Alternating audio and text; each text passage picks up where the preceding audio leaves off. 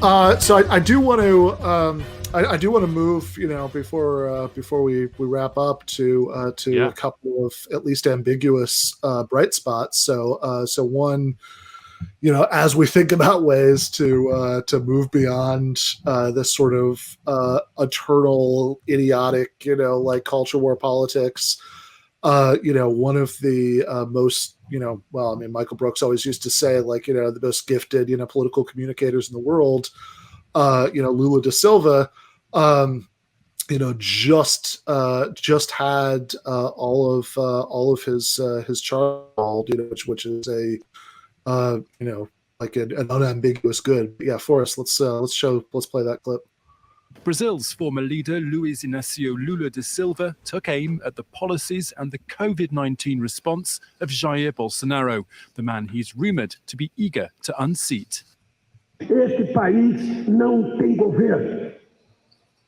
Esse país não cuida da economia. Esse país não cuida do emprego. Esse país não cuida do salário. Esse país não cuida da saúde. This was Lula's first address since a judge at this building, the Supreme Court in Brasilia, quashed his corruption convictions earlier this week.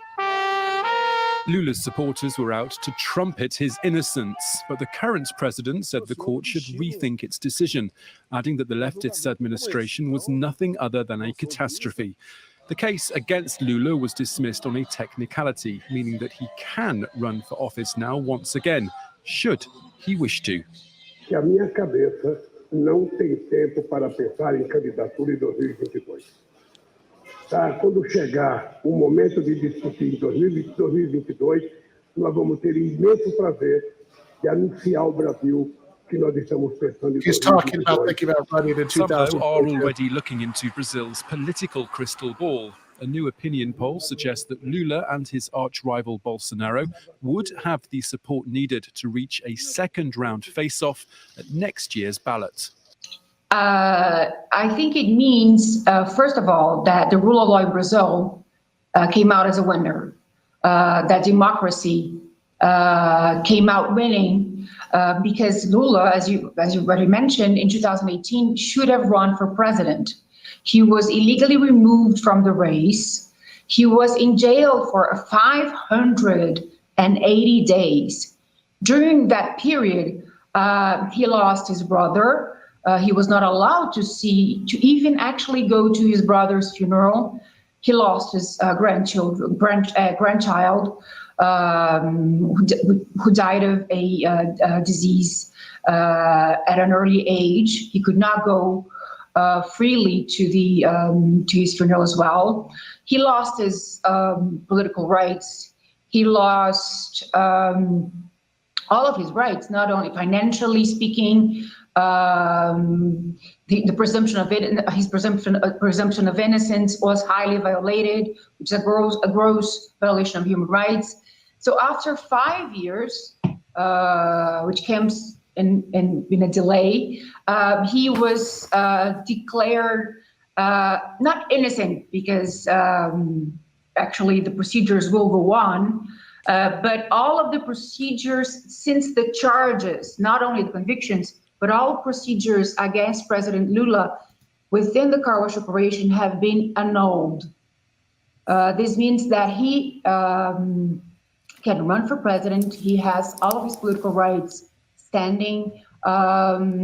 He is a citizen that should be presumed innocent before everybody's eyes.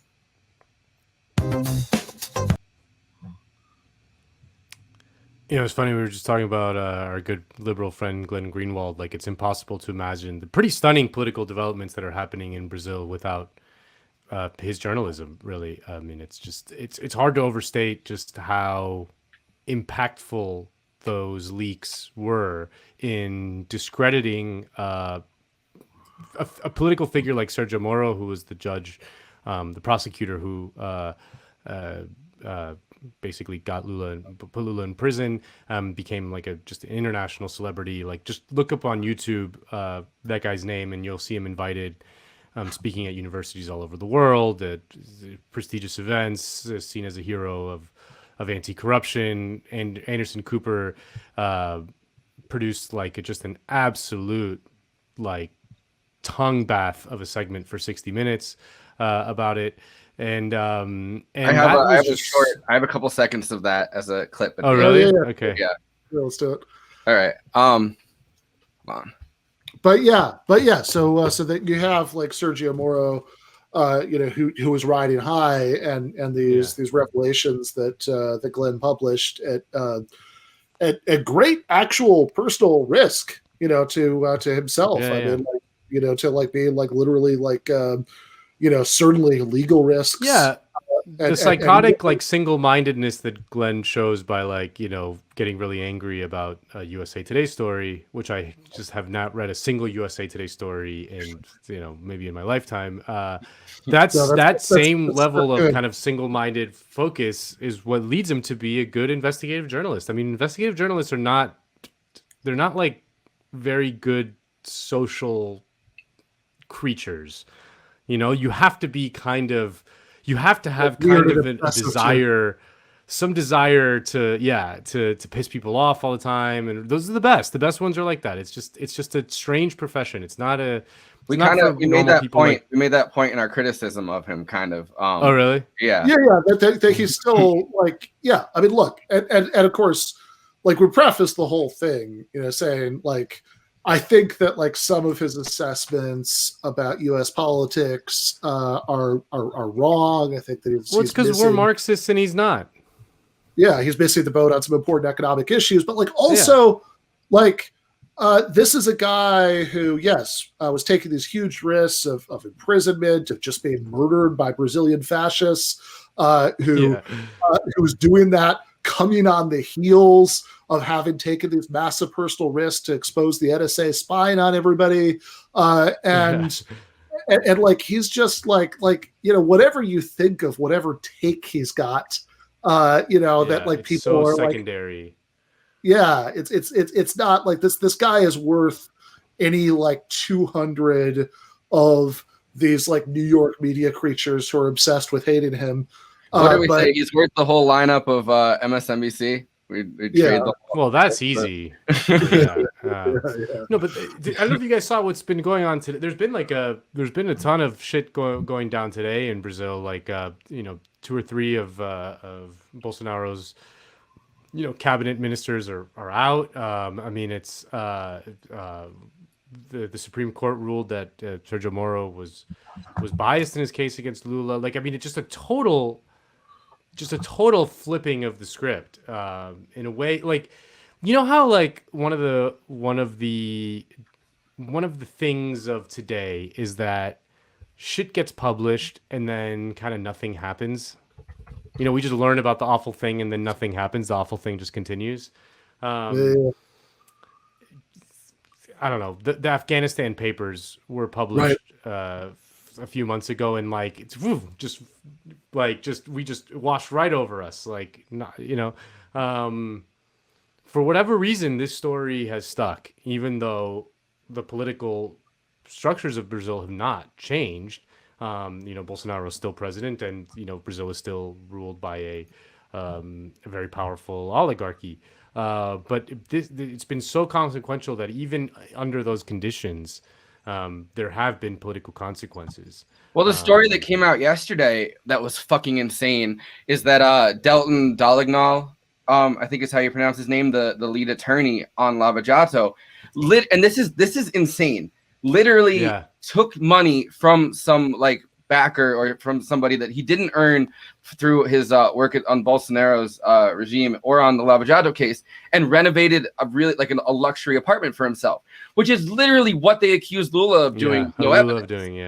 So they had this multi-million-dollar apartment that this guy was living in while he's prosecuting Lula's case, and he's taking this money, like this shady money on the side, and through like these contractors, and to the point where he hid it in like other people's accounts and renovating his own apartment. No, I mean that totally. So yeah, you have that clip. Yeah. How does car wash compare to Watergate? Car wash is much, much bigger. Delton Dolignol is the lead prosecutor. Bigger than Watergate? Much bigger. We already have charged more than 200 people for hundreds of crimes. Now, Operation Car Wash and the scandal uncovered by it is way too complicated to get into now. Suffice to say that it involved this gas station, these two companies, inflated contracts, bribes and kickbacks to government officials, and an elderly gentleman who flew around the world with bricks of cash, shrink-wrapped and strapped beneath thigh-high socks and a Spanx-like vest, which really explains this year's hottest Halloween costume, Sexy Car Wash Co-Conspirator. That's kind of I don't know. That's amazing. Yeah, no, that's amazing. I want to get a Lava Jato T-shirt. Yeah, me too. Yeah, I really want one. So Lava Jato, that's car wash. What the hell is going on here? Whatever. They speak Spanish, but I think they speak Portuguese, right? Oh, is this the first time you've seen this? So yeah, Lava Jato. So there, we met those guys, by the way. I got to meet those guys. I interviewed. I don't know. That's amazing. Yeah, no, that's amazing. I want to get a Lava Jato T-shirt. Yeah, me too. Yeah, I really want one. So Lava Jato, that's car wash, I guess, in whatever. They speak Spanish, but I think they speak Portuguese, right? Portuguese in Brazil. So yeah, Lava Jato. So there, we met those guys, by the way. I got to meet those guys. I interviewed them. I mean, that's incredible. I mean, I couldn't even see anything like that happening usually in the United States, where a senator would go to jail and the head of an oil company would go to jail. That's exactly like those. You mean like Steve Mnuchin would have gone to jail? Steve Mnuchin would have went to jail. Yeah, exactly. I mean, usually when you hear about white collar crime in the United States, which isn't even often, but the few times it does happen, usually it's somebody lower on the totem pole in comparison. Yeah. So wow, that's a good little. I want to get a Lava Jato history nugget. So the whole spectrum of shitty, stupid American media, from Anderson Cooper to John Oliver to Jimmy Dore, and I know Dore, later, said that he was mistaken or whatever, but also I think it's pretty revealing that the video is still up. I found it yesterday. Okay. There's something admirable of. No, you should keep your shitty old videos up. Like Like I'm not gonna go after him for that. That part's Kyle good. Kalinski's old tweets. He keeps them up. Bless him. I love Kyle Kalinski. Honestly, that's such a ballsy move that I gotta respect it. You just have to respect it, man. Like I would not have stones to do that if I had those tweets. I would fucking deleted them real quick. That's no. I don't think you should go after Jimmy Dore, but it's interesting. He's clearly I don't know, he's clearly very obsessed with how his show is perceived by people, and it's interesting that he's willing to keep that up, I think. No, I mean, like I said, I'm not going to fault him for keeping it up. Like I'm all for Kyle Kalinski in it. I just think that it's I'm surprised. That's that's a clip that Michael used to show, regularly. But that's. I mean, it just goes to show like what happens when you don't understand, kind of history. Just really, like, I mean, that's the kind of the Lava Jato thing, much like the Venezuelan, the Bolivian, like quote unquote stolen election. It's like, as it happens in the news, if you have any sort of ideological background and any understanding of history, as it's happening in real time, you're like, you can see what you're like. Okay, I know what's this. I know what this is. This is very obvious what this is. Like, you don't have to be an expert in Bolivia to understand what it is. You just have to know a little bit basic history of U.S. imperialism in Latin America, exactly, the basic structures of power in Latin America to understand like what the fuck's going on. I mean, it's the populism thing too. Like I don't know, it's anything that takes down elites or quote unquote elites. You're something I'm inspired. Yeah. I mean, in Jimmy's case, I think there's definitely an element of that. But I think the broader point is what Nando was saying, that like that anybody who doesn't really know or understand anything about that history and whatever, I don't necessarily want to be this guy like correcting everybody's time. No, you don't have to like read a book about like every single fucking country in the world, but there's like basic structures. But it's also like when you don't know what language they speak in Brazil, like that's probably an indication that you're not like super up on this. Spanish or Portuguese? Yeah. I think at one point it's Brazilian, but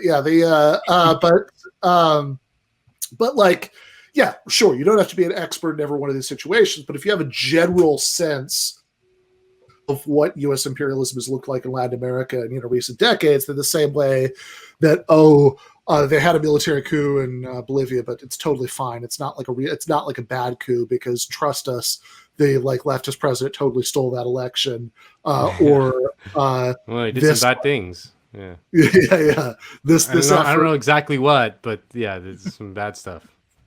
Yeah, or same thing here. That this this effort to remove this incredibly popular social democratic president, to have stop him from running again, by charging him in this way after the lawfare, coup against Dilma, before then, which was clearly you just had to read just a little bit into that to kind of get what was going on there. That you literally had Bolsonaro, when he was still in Congress and he was voting to impeach Dilma, said that he since she was actually a leftist guerrilla, back when that war was going on, and she was captured and tortured, and he said when he was announcing his vote in Congress that he dedicated his vote to the commandant at the prison who tortured her, the jailer, her jailer, yeah.